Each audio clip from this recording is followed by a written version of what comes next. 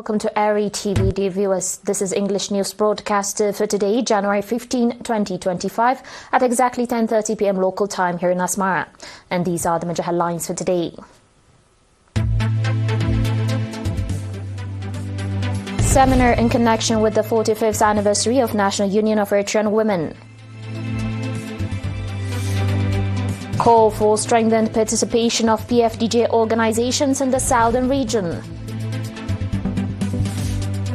She called for the strengthening of China and EU relations. And Argentina records 118% annual inflation in 2024. On your domestic report, a seminar marking the 45th anniversary of the establishment of the National Union of Eritrean Women was held in Mannheim, Germany on 11 January. The seminar was attended by representatives of the Union from cities in the southern Germany. Ms. Lu'ul Tawelde, chairperson of the Union branch in Germany, stated that the seminar aimed to review the activities of the Union, including achievements and challenges, and to discuss strategies for strengthening future programs. Mr. Johannes Waldu, charge d'affaires at the Eritrean embassy, emphasized the Union's effort towards the total emancipation of women and encouraged members of the German branch to continue contributing actively to national affairs, as they have done in the face of numerous challenges. Mr. Kahsai Tawelde, head of public and community affairs, commended the Union branch for its role in organizing and raising awareness among women. He also called for intensified efforts to achieve even better outcomes.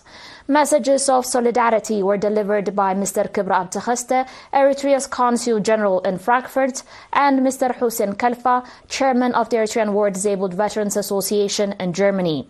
The event also featured research presentations focusing on the role of women in national affairs, as well as cultural and artistic programs. In related news, Mr. Abdurrahman Usman, Eritrea's Consul General in Jeddah and its environs, held a meeting with the Eritrean community to review the activities of 2024 and discuss the action plan for 2025.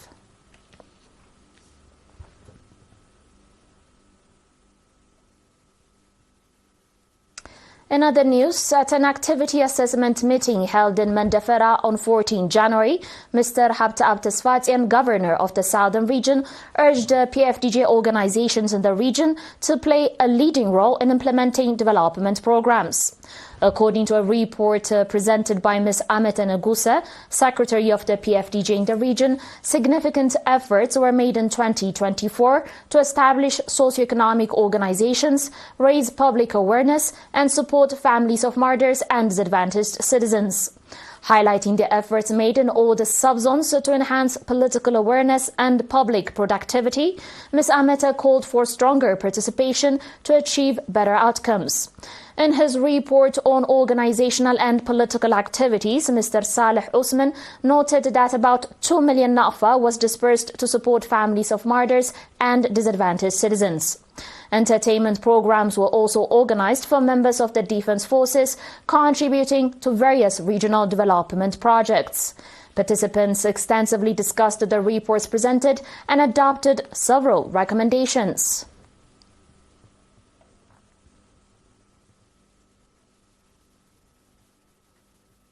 Mr. Abu Bakr Ibrahim, administrator of Shi'ib subzone, conducted a meeting with area administrators and public representatives of the subzone, focusing on the implementation of development programs. At the meeting, Mr. Abu Bakr, noting on the effort being exerted by the residents in collaboration with members of the popular forces in water and soil conservation with a view to control erosion and boost agricultural production, called for reinforced participation. The participants, on their part, expressing readiness to strengthen participation in the implementation of development programs, adopted various recommendations. In related news, Mr. Girmatian Abraha, administrator of Halhal subzone in Ansaba region, called on all the residents to strengthen participation in the implementation of the development programs. Mr. Girmatian made the call at the meetings he conducted with residents of the administrative areas of Malabso, Kartzet, Rahay, Halhal, Gebey Alabu, Fanshabku, My Awalid and Rukhbat from 31 December to 8 January. Mr. Garmatian said that in Halhal subzone there are 39 schools ranging from kindergarten to high school providing active educational service, and called for reinforced participation on part of the parents, teachers and stakeholders to increase school enrollment of school-age children and an education performance of students. Mr. Garmatian also said that additional schoolrooms constructed at Gerbet, Mayawalid and Kirtzet, as well as maternity waiting rooms put in place in Rukhbat, are significantly contributing in addressing the problems that have been existing. He also said that encouraging water and soil conservation activities, construction of reservoir and other programs have been conducted through strong participation and contribution of residents. The participants conducted discussion on the issues presented at the meetings and adopted various recommendations. Dear viewers, do stay tuned for your international reports and more after the short break.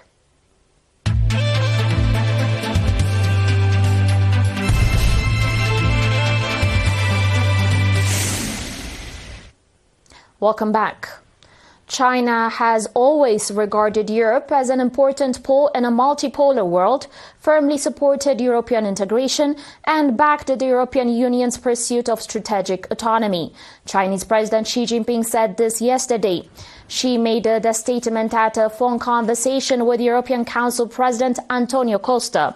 She said both sides need to reflect on the development of China and EU relations, draw lessons from past experiences, and work together to uphold the political foundation of bilateral relations, promote sound development of their relationship so as to bring greater benefits to the people of China and the EU.